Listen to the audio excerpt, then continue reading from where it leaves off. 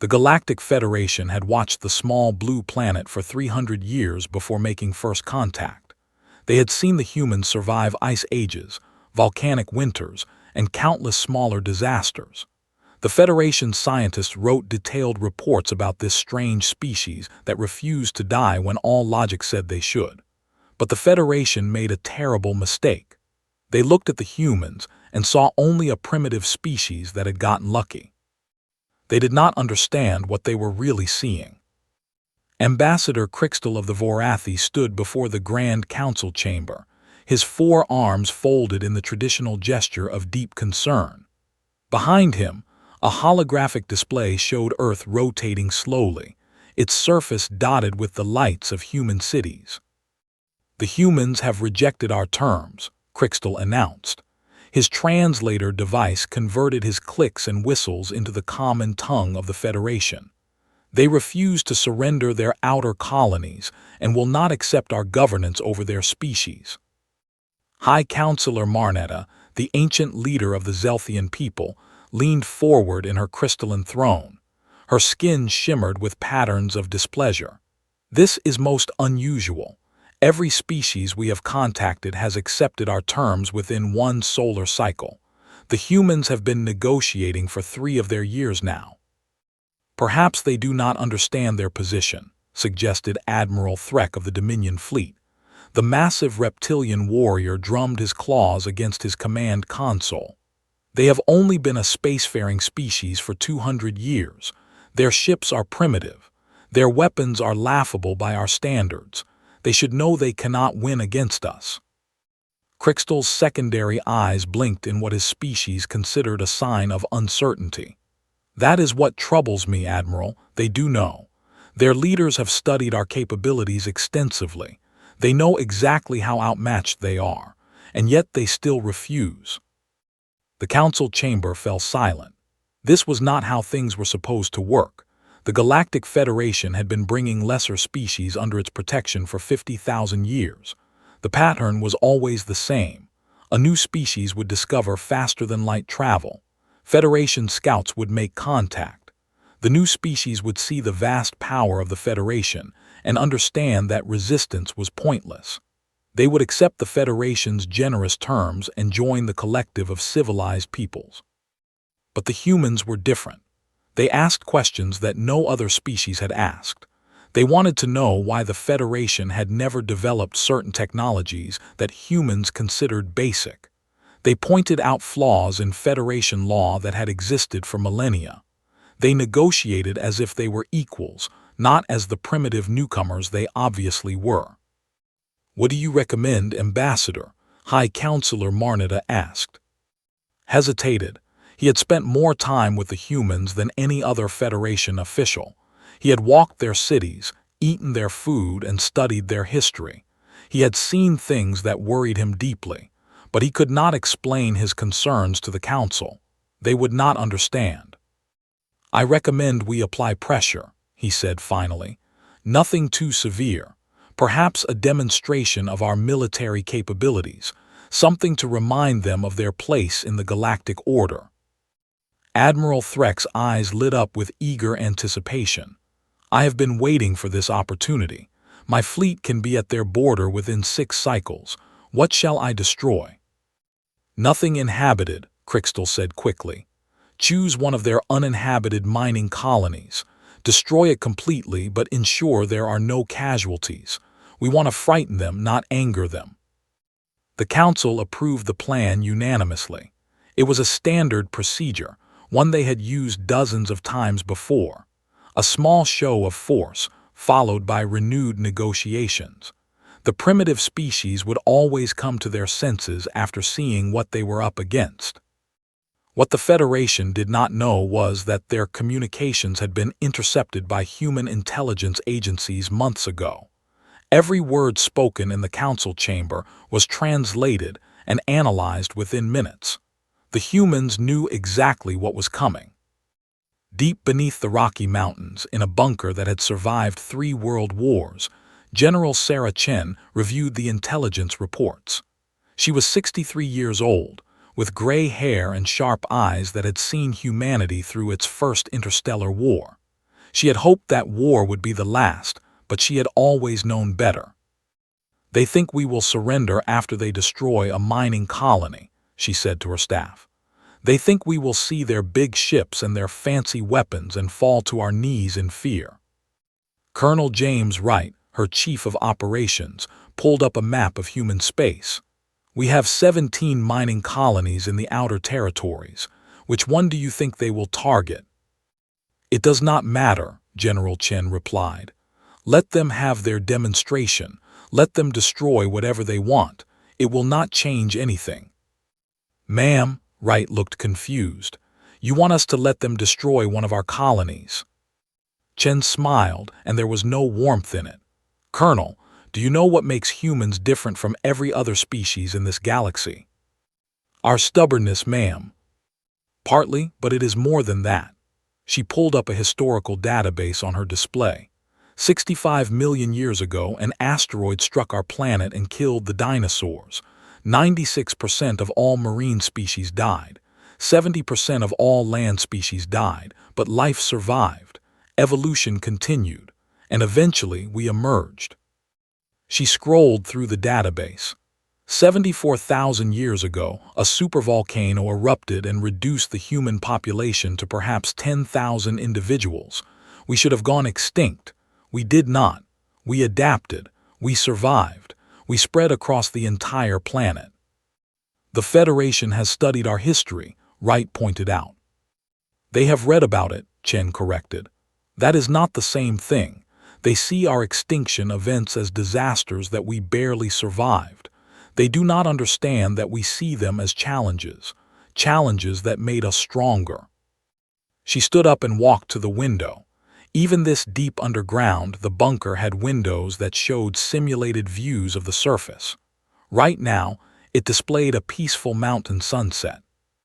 "The Federation species have had it easy," she continued.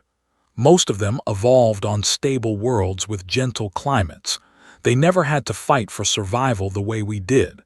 They think they know what hardship means, but they have no idea." "So what do we do, General?" "We let them have their little demonstration. We evacuate the colony they target and let them think they have won. And then we show them what happens when you give humanity a challenge." 3 weeks later, Admiral Threck's fleet arrived at the human mining colony of New Pittsburgh. The colony was built into an asteroid in the outer reaches of human space. It produced rare minerals that were essential for human starship construction. Destroying it would cripple human shipbuilding for years. Or at least, that was what the Federation believed. Admiral Threck surveyed the colony through his command display. "Scan for life signs," he ordered. "Admiral, we are detecting no life signs," his sensor officer reported. "The colony appears to be evacuated." Threck frowned. "They knew we were coming. How?" "Unknown, Admiral, but the colony is empty. Should we proceed with the destruction?" Threck considered this for a moment. An empty colony would send a weaker message than one full of fleeing refugees. But orders were orders, and the Council wanted results. "Proceed," he commanded. "Destroy it completely. Leave nothing but dust." The Dominion fleet opened fire. Plasma beams and graviton torpedoes slammed into the asteroid colony. Within minutes, New Pittsburgh was reduced to a cloud of expanding debris. Admiral Threck watched with satisfaction as the last fragments tumbled into space. "Send a message to the human government," he ordered. "Tell them this is what happens to those who defy the Federation. They have one cycle to accept our terms, or we will target their inhabited worlds." The message was sent. Admiral Threck was confident that the humans would surrender within hours. He had seen it happen many times before. A demonstration of power, a threatening ultimatum, and the primitive species would fall in line. He was not prepared for the response that came back. It was a single image, a photograph of a human standing on a mountain, arms raised to the sky. The human was smiling. Below the image were words in the human language, translated by his computer into something that made no sense to him. "Challenge accepted."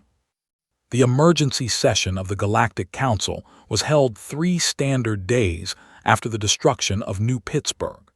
Ambassador Crystal stood before the assembled leaders, his translator working overtime to convey the anxiety in his voice. "The humans have not surrendered," he reported. "Instead, they have done something unprecedented. They have declared war on the Galactic Federation."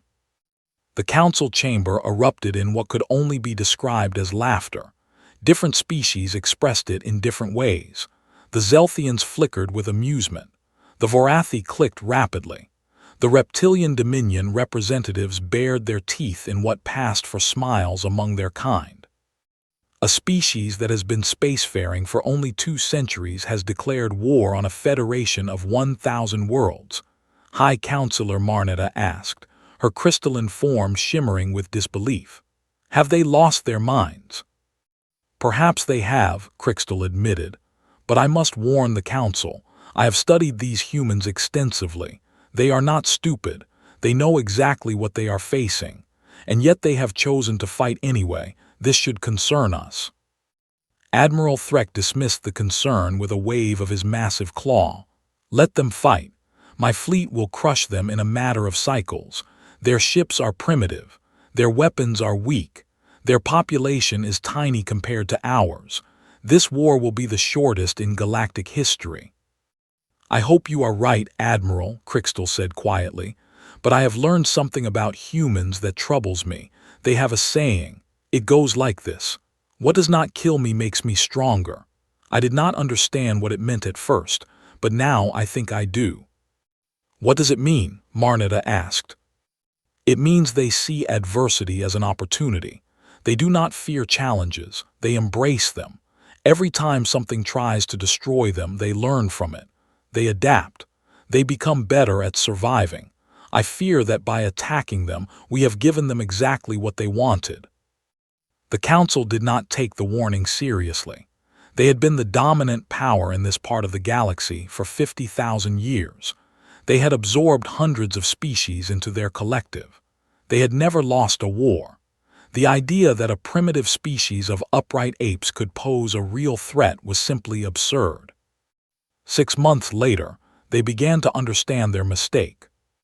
The Battle of Proxima Station was supposed to be a simple operation. Admiral Threk's fleet would jump into human space, destroy their largest military base, and force a quick surrender. The humans had perhaps 50 warships in the area. The Federation had 300. The outcome was predetermined. Except it was not. The first sign of trouble came when the Federation fleet emerged from hyperspace and found themselves surrounded by debris. Thousands of small objects floated in space around them, each one barely large enough to register on their sensors. "What is this?" Threk demanded. "Scan those objects." Before his sensor officer could respond, the objects exploded. Not all at once, but in a carefully timed sequence that sent shockwaves rippling through the Federation formation. Ships that had their shields down for the hyperspace transition were caught completely off guard. 12 vessels were destroyed in the first 30 seconds. "Mines," Threk roared. "The humans have seeded the area with mines." "Admiral, the mines are not conventional," his sensor officer reported, his voice trembling. "They appear to be made from converted mining equipment. The humans have weaponized their industrial technology." Threk struggled to process this information. Mining equipment was not supposed to be used as weapons. There were galactic conventions against such things. The Federation had spent millennia creating rules about proper warfare, rules that every civilized species followed. The humans apparently had not read those rules. The battle that followed was unlike anything the Federation had ever experienced. The human ships were smaller and less powerful than their Federation counterparts, but they fought in ways that made no sense. They used asteroids as cover. They laid traps and ambushes. They retreated when they were losing, only to reappear from unexpected directions. Most disturbing of all, they adapted in real time. In the first hour of the battle, The Federation ships destroyed 20 human vessels with their plasma beams.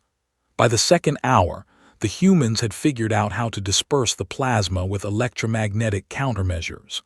By the third hour, they were using the Federation's own plasma against them, deflecting the beams back at their sources. "How are they doing this?" Threk demanded. "They should not have the technology to counter our weapons." "Unknown, Admiral," his tactical officer replied.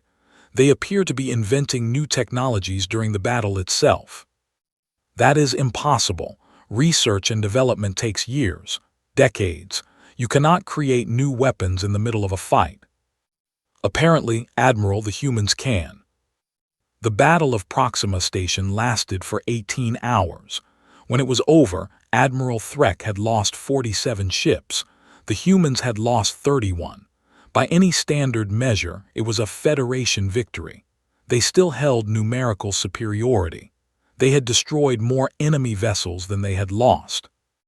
But Threk knew better. He had fought against a species with inferior technology and inferior numbers, and he had barely won.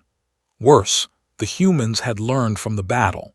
Every tactic he had used, every weapon he had deployed, they had studied and analyzed. The next battle would be even harder. Back on Earth, General Chen reviewed the battle reports with quiet satisfaction. Her analysts were already working on improvements to their tactics. The data they had gathered from the Federation weapons was being processed by research teams around the clock. 31 ships lost, Colonel Wright reported. "That is a significant portion of our fleet, General." "It is," Chen agreed.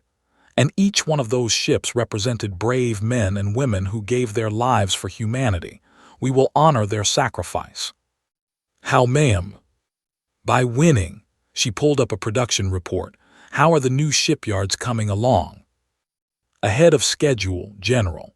We converted 3 civilian manufacturing stations to military production last month. Another 5 will be online within 6 weeks. "Good, and the recruitment numbers?" "Overwhelming, ma'am. We have had to turn volunteers away. Every human colony is sending people. We have enough recruits to crew 1,000 ships." Chen nodded. This was what the Federation did not understand. They thought that destroying a mining colony would frighten humanity into submission. Instead, it had united them. Humans who had never agreed on anything were now working together toward a common goal.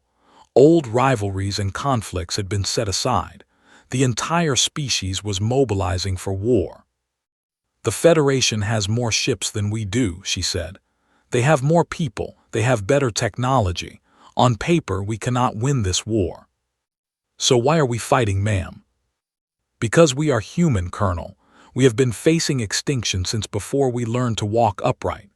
Every time the universe has tried to kill us, we have found a way to survive. Ice ages, volcanoes, asteroids, plagues, wars, famines. We have survived them all. This is just the latest challenge." She looked at the star map, at the vast territory controlled by the Federation. They think they are powerful because they have 1,000 worlds. They do not understand that power is not about territory or resources. Power is about will, and no species in this galaxy has more will to survive than humanity. "What is our next move, General?" Chen smiled. It was not a pleasant expression. "We are going to do what humans have always done when faced with extinction. We are going to adapt, we are going to innovate, and we are going to turn their own strength against them." "How?" "The Federation has been stagnant for thousands of years. They stopped innovating long ago because they did not need to. They had no competition, no challenges. But we are going to give them a challenge they have never faced before. We are going to change the rules of warfare entirely." Over the next year, humanity did exactly that. They developed weapons the Federation had never imagined. They created tactics that defied conventional military thinking. They built ships that were faster, more maneuverable, and more deadly than anything the galaxy had ever seen. Most importantly, they learned. Every battle, every skirmish, Every encounter with Federation forces was analyzed and studied. Every piece of captured technology was reverse-engineered and improved. Every enemy tactic was countered and then used against its creators. The Federation, meanwhile, continued to fight the same way they had always fought. They had superior numbers and superior technology. They did not need to change. They did not know how to change. Their military doctrine had been unchanged for 10,000 years. This was their greatest weakness, and humanity intended to exploit it. 2 years into the war, the Federation Council convened an emergency session unlike any in their history. The mood in the chamber was no longer one of amusement or contempt. It was fear. "The humans have taken the Krath system," Admiral Threk reported. His voice was flat, devoid of the confidence he had displayed at the war's beginning. "That is the 47th system we have lost in the past 6 months. High Counselor Marnetta's crystalline form flickered with distress. "How is this possible? 2 years ago they had 12 star systems. Now they control nearly 100. Their fleet was less than 100 ships. Now they have over 1,000. They are building ships faster than we can destroy them," Threk admitted. "Their production capabilities have increased by a factor of 20 since the war began. We do not understand how they are doing it." Ambassador Crystal, who had remained silent throughout the meeting, finally spoke. "I told you this would happen. I warned you about the humans, but you did not listen." "Then explain it to us now," Marnetta demanded. "You have studied these creatures. Tell us how to defeat them." Crystal's 4 arms spread in a gesture of helplessness. "I do not know if you can defeat them. Not anymore. The humans have a quality that I have never seen in any other species. They get better under pressure. The more you threaten them, the stronger they become." "That makes no sense," Threk growled. "Pressure weakens species. It depletes their resources, exhausts their populations, breaks their will to fight." "For most species, yes, but not for humans. Their entire evolutionary history has been a series of extinction-level events. They have been on the brink of annihilation dozens of times. Each time they have survived. Each time they have emerged stronger than before." Crystal activated a display showing human history. "Look at this. 74,000 years ago, a volcanic eruption nearly wiped them out. Their population dropped to perhaps 10,000 individuals. Any other species would have gone extinct. The humans did not. They spread across their entire planet and developed civilization." He scrolled through the display. "Look at their history of warfare.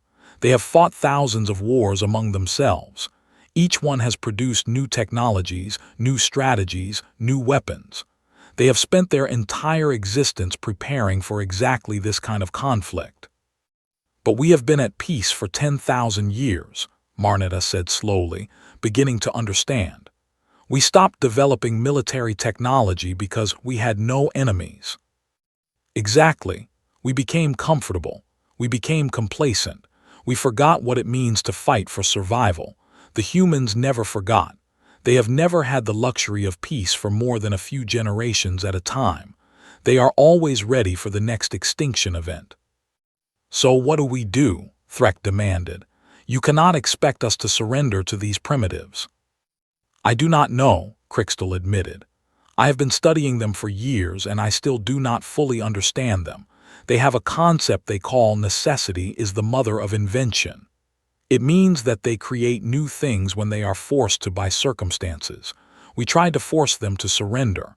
Instead, we forced them to innovate." The council sat in stunned silence. For the first time in their long history, they faced an enemy they could not overwhelm with superior numbers or technology. The humans were catching up, and doing so at an alarming rate. On the human side, the mood was very different. General Chen stood before a gathering of military and civilian leaders in a vast underground auditorium. Behind her, a star map showed the expanding sphere of human influence. "Ladies and gentlemen," she began, 2 years ago we controlled 12 star systems. Today we control 97. 2 years ago, our fleet numbered 83 ships. Today, we have over 1,200 operational warships, with another 500 under construction. Applause erupted throughout the auditorium.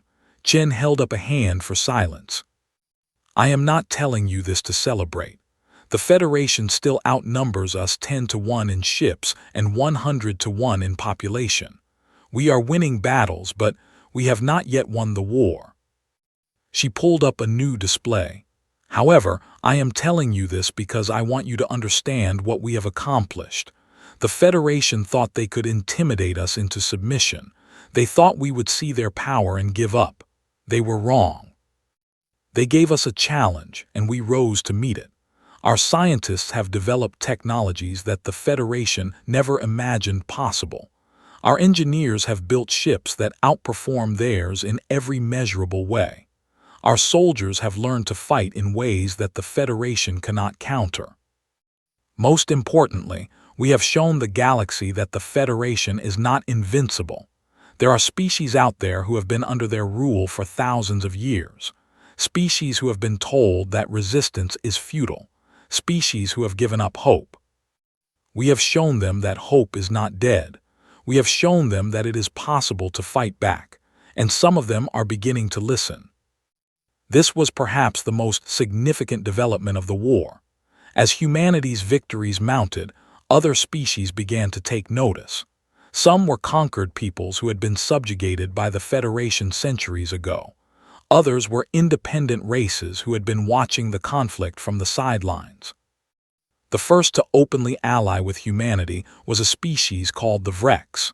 They were small, fragile beings who had been conquered by the Federation 3,000 years ago. They had never forgotten their freedom, but they had never believed they could reclaim it. Until now. Ambassador Crixtal had warned the Council that this might happen. The humans are not just fighting a military war, he had said. They are fighting an ideological war. They are spreading ideas that the Federation has spent millennia trying to suppress. Ideas like freedom, ideas like self-determination, ideas like hope. These are dangerous concepts, Marnita had replied. They lead to chaos and conflict. Yes, they do, but they also lead to innovation and progress. The Federation has been stable for 10,000 years, but stability is not the same as strength. We have sacrificed our ability to change in exchange for peace. The humans have not. The Vrex Rebellion was just the beginning. Over the following months, 3 more species rose up against Federation control. Each one was inspired by humanity's example. Each one believed that if the humans could stand against the Federation, so could they. The Federation now faced something they had never encountered before, a war on multiple fronts against an enemy that grew stronger with each passing day. They were losing territory faster than they could reclaim it. Their military was stretched thin. Their economy was strained. And the humans just kept coming. General Chen received regular reports from her intelligence services about the state of the Federation. The picture they painted was one of slow but steady decline. The Federation had been built on the assumption that they would never face a real threat. Now that assumption was proving false. They are panicking, Colonel Wright reported during one briefing. Their communications are full of arguments and accusations. The member species are blaming each other for the failures. Good, Chen replied. Division is our greatest ally. As long as they are fighting among themselves, they cannot focus on fighting us. Ma'am, some of our analysts believe the Federation might be willing to negotiate. They might offer terms. What kind of terms? Recognition of human independence, a ceasefire, perhaps even territorial concessions. Chen considered this for a long moment. It would be the easy path. Accept the Federation's offer, consolidate their gains, and rebuild. Many of her advisors were urging her to take it. The war had cost humanity dearly. Millions had died. Resources had been depleted. The population was weary. But she knew that accepting would be a mistake. The Federation does not know how to change, she said finally. If we accept their terms now, they will spend the next century rebuilding their strength. They will study our tactics and develop counters. They will prepare for the next war. And when they are ready, they will come for us again. So we keep fighting. We keep fighting until we have fundamentally changed the balance of power in this galaxy. The Federation has ruled through fear and complacency. We are going to replace that with something better.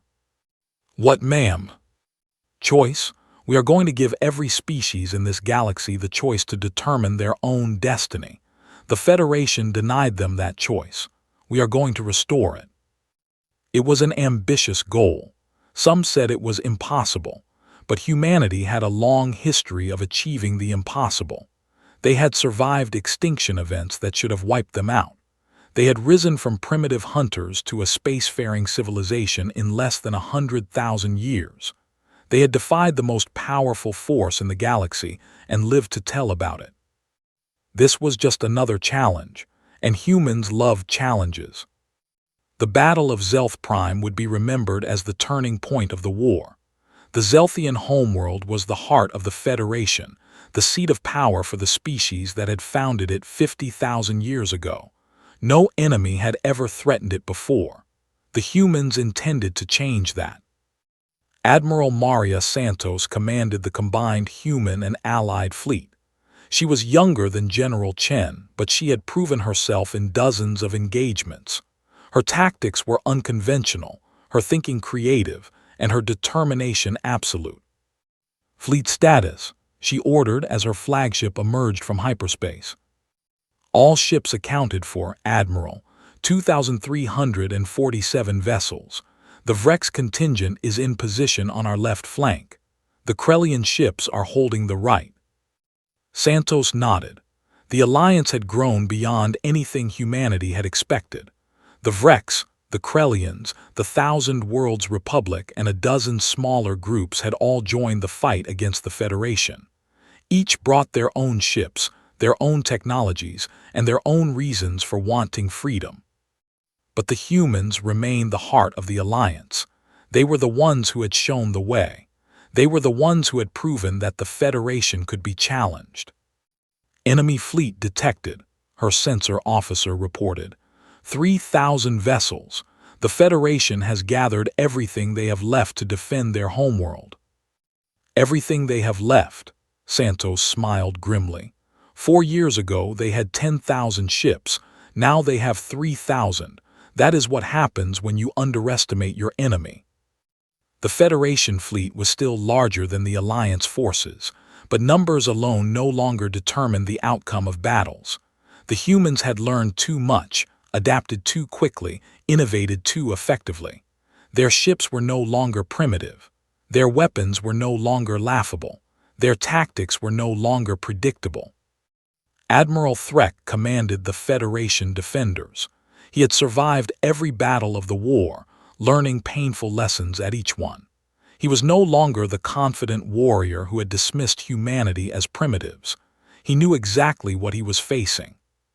"The humans are here," he announced to his bridge crew. "This is the battle that will determine the future of the galaxy. We must not fail."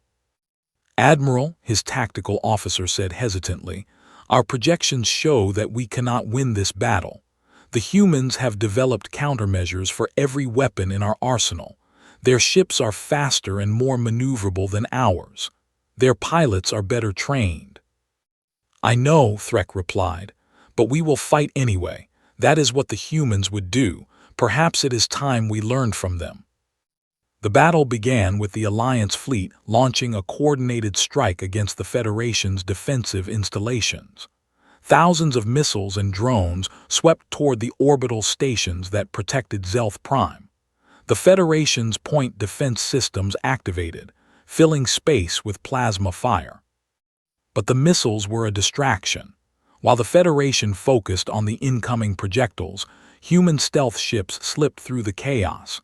They carried special weapons developed specifically for this battle, weapons that the Federation had never seen before. The first indication that something was wrong came when 3 Federation battleships suddenly went dark. Their power systems failed simultaneously, leaving them dead in space. Then 5 more ships lost power. Then 20. "What is happening?" Threk demanded. "Report." "Unknown, Admiral. Our ships are losing power, but we cannot identify the cause. There is no damage to their systems. They are simply shutting down." The answer came moments later when a human transmission was broadcast on all frequencies. It was Admiral Santos, and she was smiling. "Admiral Threk," she said, "your ships are running on standardized Federation power cores. We have developed a device that can remotely deactivate those cores. Your fleet is now at our mercy." Threk stared at the screen in disbelief. "That is impossible. Our power systems have been in use for thousands of years. They are completely secure." "They were secure," Santos corrected, "until we captured one of your ships and spent 3 years studying it. Your engineers built in a backdoor for maintenance purposes. It never occurred to them that someone might exploit it as a weapon. That is the problem with being comfortable for too long. You forget to imagine what your enemies might do." The battle was effectively over. The Federation fleet, crippled by the shutdown of their power cores, could not fight or flee. Some captains surrendered immediately. Others tried to resist with backup systems, but they were quickly overwhelmed by the Alliance ships. Threk watched as his fleet was destroyed or captured around him.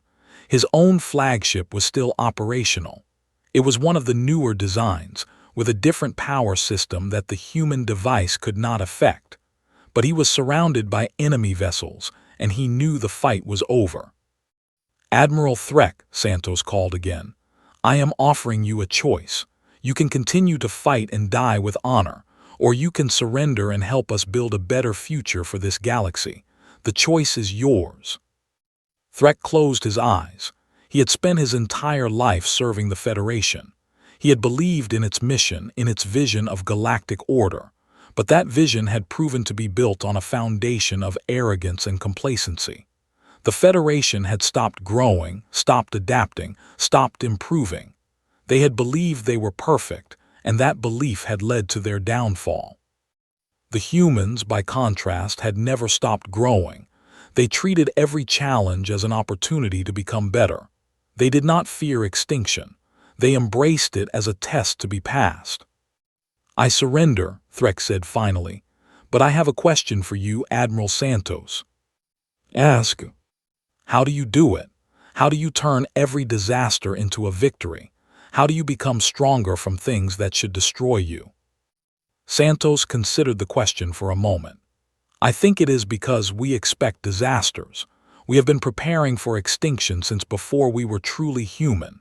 Every generation tells the next that the world is dangerous, that survival is not guaranteed, that you have to fight for everything you have. Your species taught their children that they were safe. Ours taught them that they were not. When danger comes, your people are surprised. When danger comes, our people are ready." Threk nodded slowly. "I think I understand, but it seems like a difficult way to live." "It is, but it has kept us alive, and now it has made us free." On Zelth Prime, the news of the fleet's defeat spread quickly. The Zelthian Council, which had ruled the Federation for 50,000 years, met in emergency session. High Counselor Marnetta sat in her crystalline throne, her form flickering with emotions that she could not control. "It is over," she said. "The humans have won." Ambassador Crystal, who had been vindicated in his warning, stood before the council one final time. "It does not have to be over," he said. "The humans are not conquerors.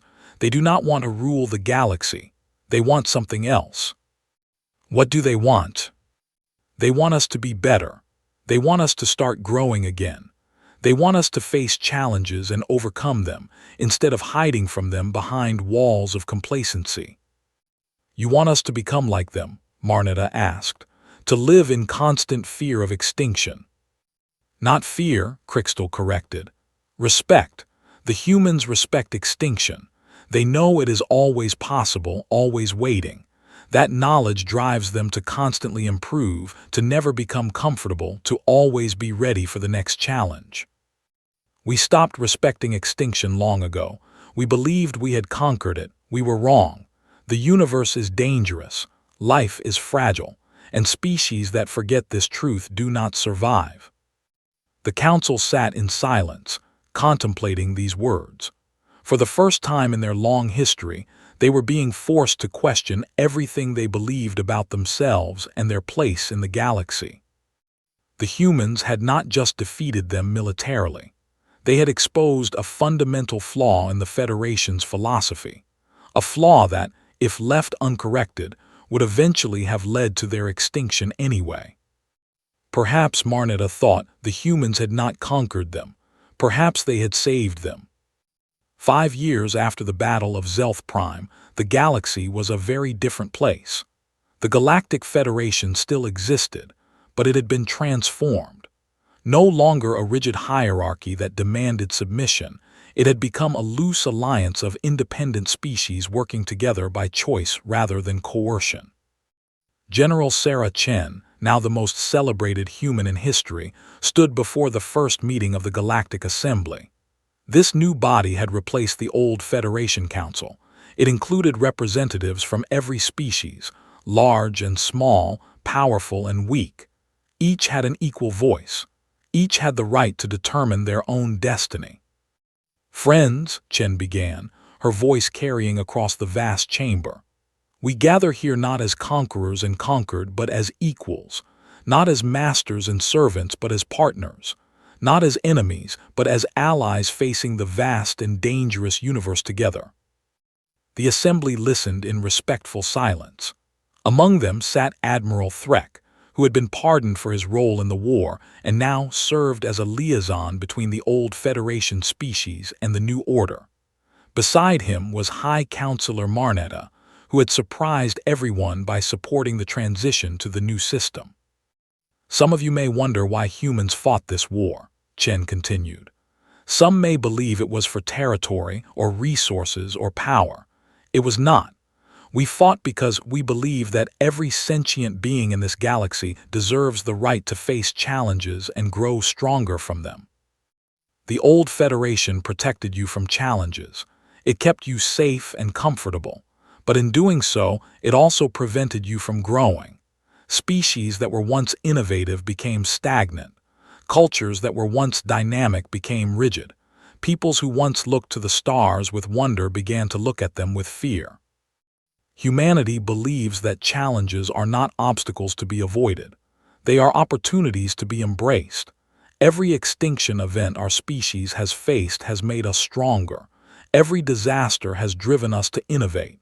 Every crisis has united us in common purpose.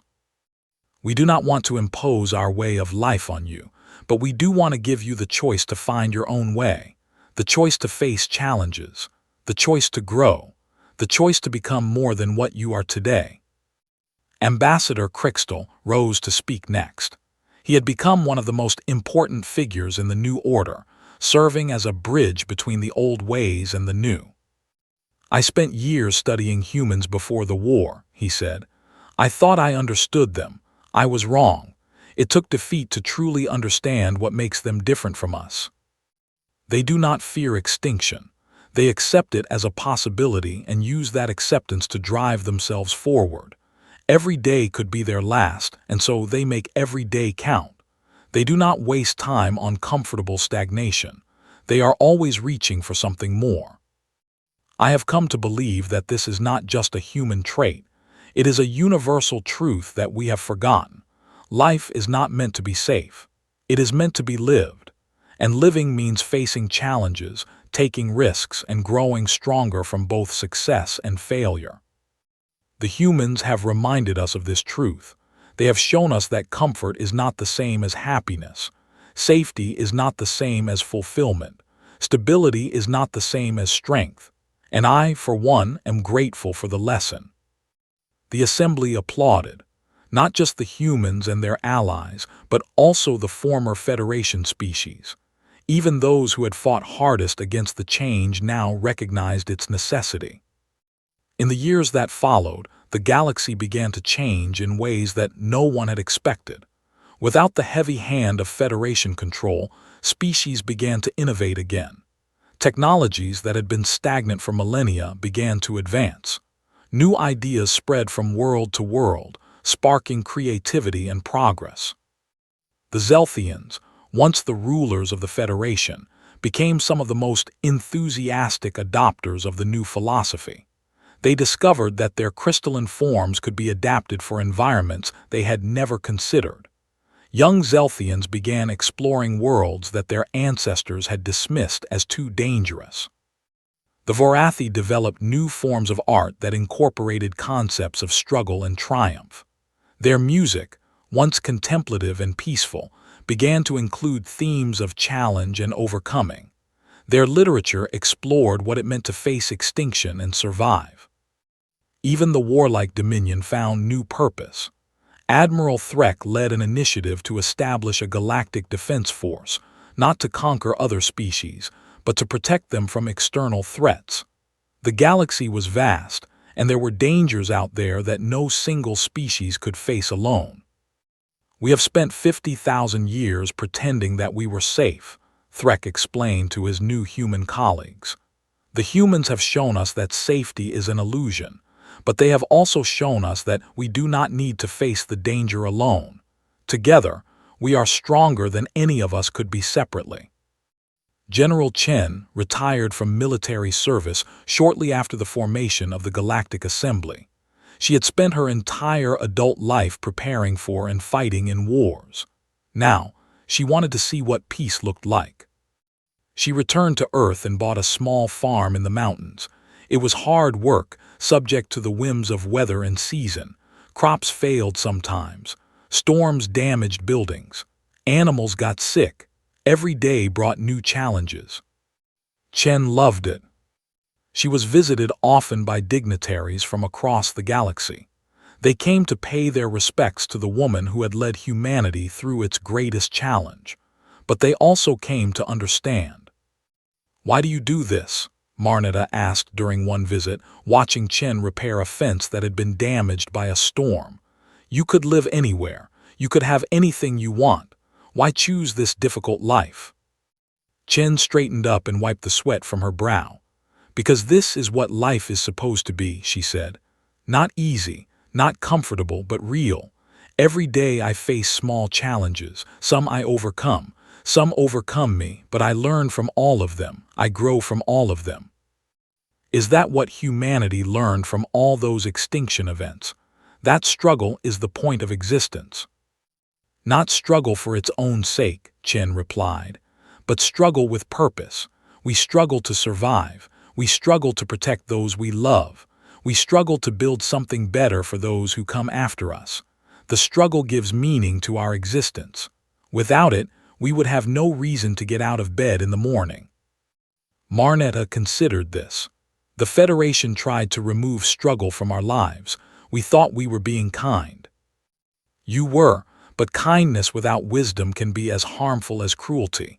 You protected us from the challenges that would have made us strong. In doing so, you made us weak, but not anymore." She looked up at the sky, where human and alien ships passed overhead on their way to distant stars. "The galaxy is full of challenges now. New worlds to explore, new technologies to develop, new enemies to face. Some species will fail. Some will fade away. But others will rise to meet those challenges and grow stronger from them." "And humanity?" Chen smiled. "Humanity will do what we have always done. We will face whatever comes. We will adapt. We will overcome. And we will keep reaching for the stars no matter how many times they try to burn us. Because that is what humans do. We take extinction events and turn them into challenges. We take disasters and turn them into opportunities. We take the worst the universe can throw at us and come back stronger than before." The Federation realized too late that this is who we are. But now the whole galaxy knows. And maybe, just maybe, they will learn from our example.